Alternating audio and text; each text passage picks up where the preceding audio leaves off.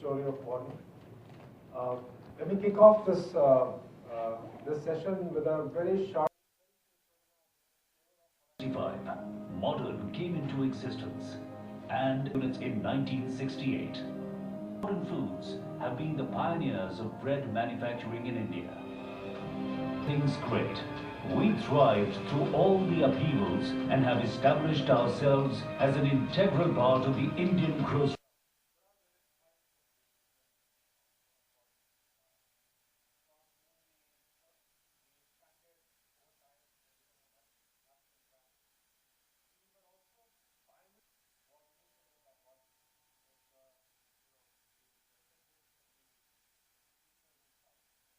Commitment that we have towards health and nutrition.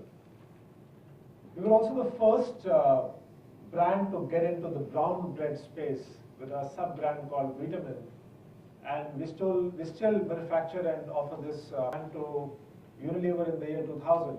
And last year, 2016, we chose to acquire the whole organization, lock, stock and barrel, people, plants, brand, portfolio, everything. And since then, we are working on how to rejuvenate this whole brand and reignite the brand. And it actually started with a lot of work, which I'll quickly take you through,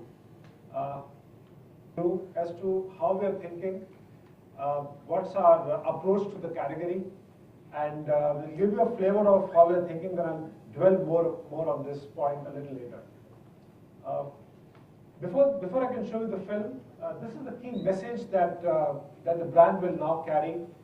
We are going to reposition the brand as a brand that will help consumers to savor life to the fullest. What is the offering we are making to the consumers? Therefore, what is the portfolio that we are going to be living with? And what is the communication and the promise that we are making with the consumers?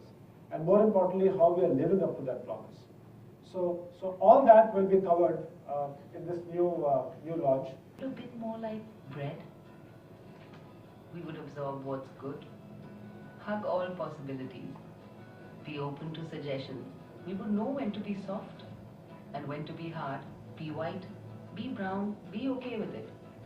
We would hold no prejudice and serve all equally, help those in panic, rescue a situation. We would inspire picnics.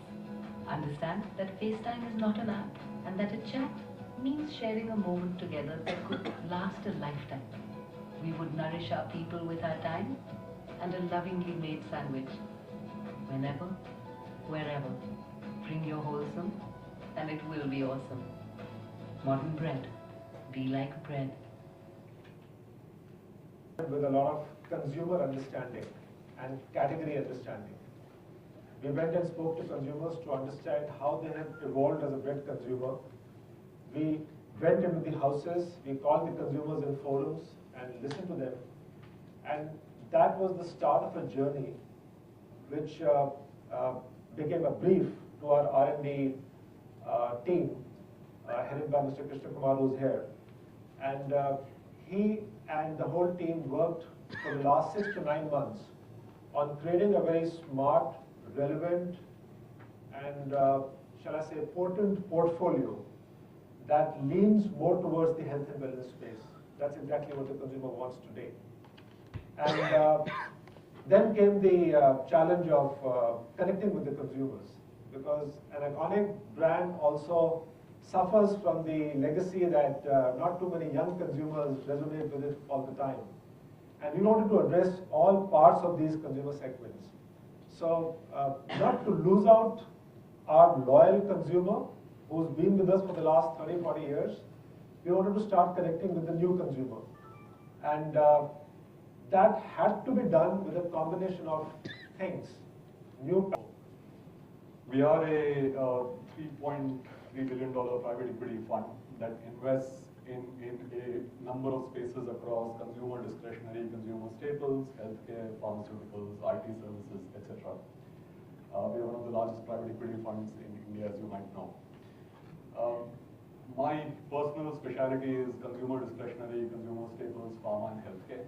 And before this, I spent 21 years working with Unilever first in India with Hindustan Lever for about 10 years, and then for another 11 years.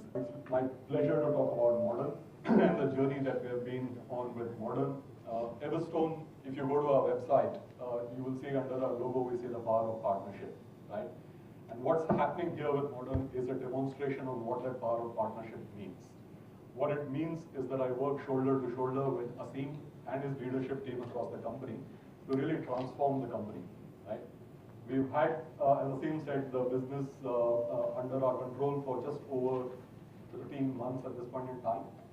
So 13 is a lucky number, and we have transformed the business across supply chain, IT, sales, distribution, marketing, and of course the culmination is in the brand and the new portfolio. So Modern is an iconic brand, right? And when we acquired the business, this was one of the key things that was on our minds, because Modern is a brand that was born in a time when life was very uncluttered. From the lens of Modern, the conclusion that we reached was that we have the heritage, we have the authority because we were the first bread in the market, right? We are clearly known for quality, softness, taste, all of those kinds of things. We would like to mix that with the characteristic of the category, which is versatility and empathy, which as a brand we have always had, to really bring that together into a position where the brand can inspire people to thrive, right? And the way it does that is by essentially giving them the energy, the nutrition, the input that they need to really savor every moment of their life and make the most of it, right? And when you then translate that into what that means, it means that our mission is to make wholesome awesome, right? So from a product perspective, right, we will make sure that the food that you have is awesome because it's healthy, tasty, nutritious, but it's extremely wholesome. But equally, from a brand perspective, it allows you to then participate in conversations with them, right? Which is about looking at things with positivity. Because when you look at things with positivity, when you want to find the good in circumstances, that is how people make progress, right? That is how people, societies, communities, and nations make progress, right? And it gives us a very interesting way of talking. And we are able to then use that position to really reflect across the whole brand. So if you see what's happening with the logo that is right behind me, it is the same familiar wordmark that's existed, but it's been contemporized in an age where if you put this logo on an app, it looks as at home as it does on a loaf of bread, right? It has that energy, it has that vibrancy, translated that into the packaging in terms of the way it is presented, bringing back what makes Modern famous, which is the sort of the checkers and the stripes, which you will see in the pictures that you get in your pack. And last but not the least, and perhaps the most important, really thinking about taking this philosophy of making wholesome awesome and bringing it back into the product, right? So each of our products which existed, we have made them even better than before. And they are now superior products compared to anything else that you might buy, and introducing new products which take this whole philosophy forward. And this is the beginning. Yeah.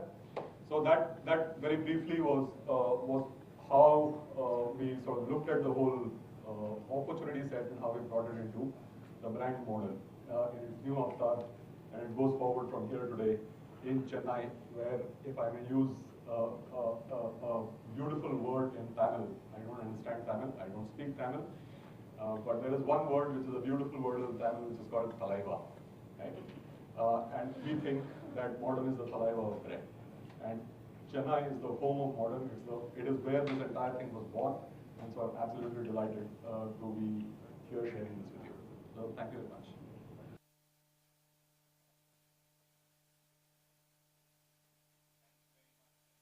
Seeing today, which the government of India didn't see when they sold off Modern. Government works in mysterious ways, so it is best not to comment on them.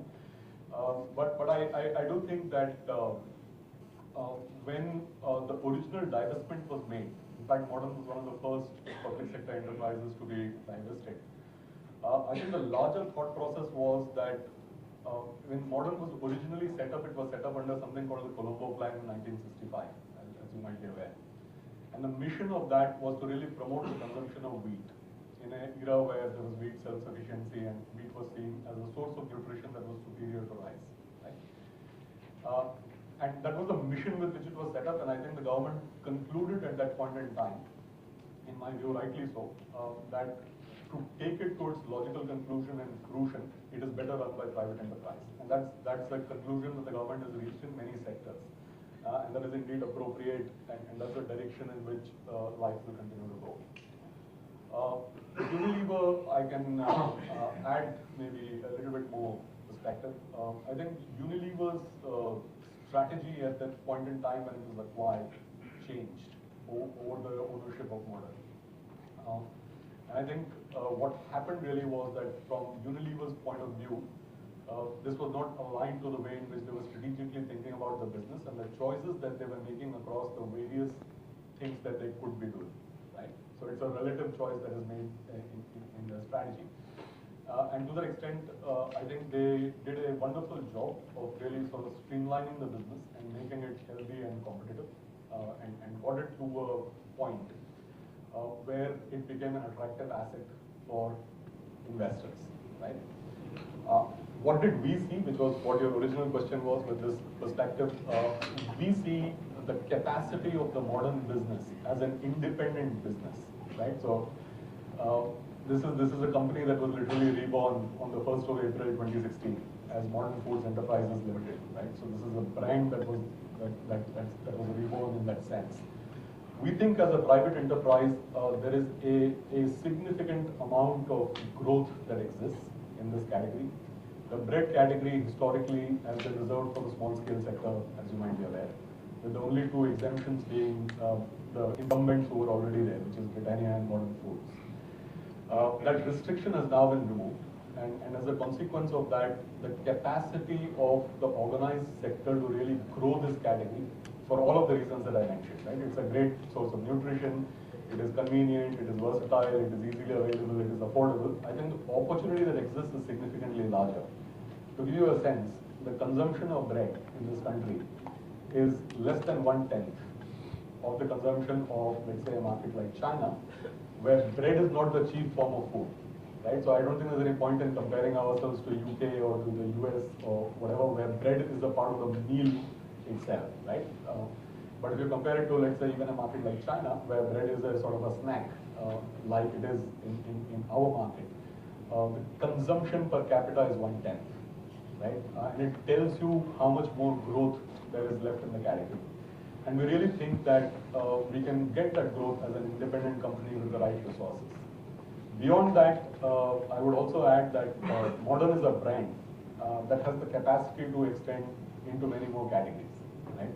So when you think about what Modern stands for, which is quality, trust, recognition, and all of that, and when you ask consumers on what would they accept coming from the brand Modern, the set of things that they would accept is actually much larger than just bread alone. And we therefore feel that we will be able to explore the much larger opportunity in the packaged foods market. In terms of the business, I mean, it's in public domain that we would like to quadruple the business in 5 years. I think that's been stated before. So we would expect to be 1,000 crore business in 5 years' time. I don't see that as an end point. I simply see that as a milestone and a stage gate, because as all of you as experienced journalists know, what a 1,000 crore business is able to do is different from what a 200 crore business is able to do. So in which direction we will go from there onwards, I don't know. But as a first milestone, I would expect to quadruple the business in 5 years' time. What has been your investment in all, including the acquisition? So not to get into specific numbers because the transaction itself is confidential. Post the transaction, we have made significant investments fundamentally in plant and machinery for quality at the R&D center and really in branding and people resources.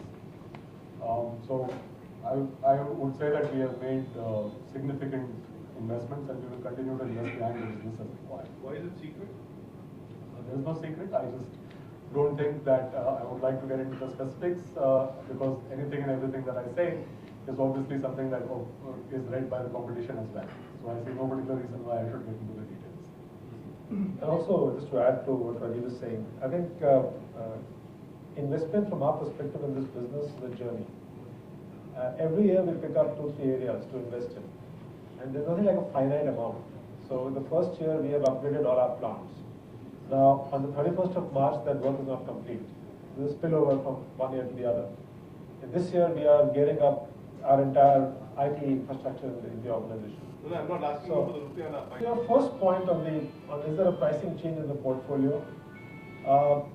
Not really. I mean, the core portfolio doesn't come with a different price point. But you know, what you're saying is right. The reason why the price table for the bread category has been modest in the market is because there was not really a much value-added product to offer.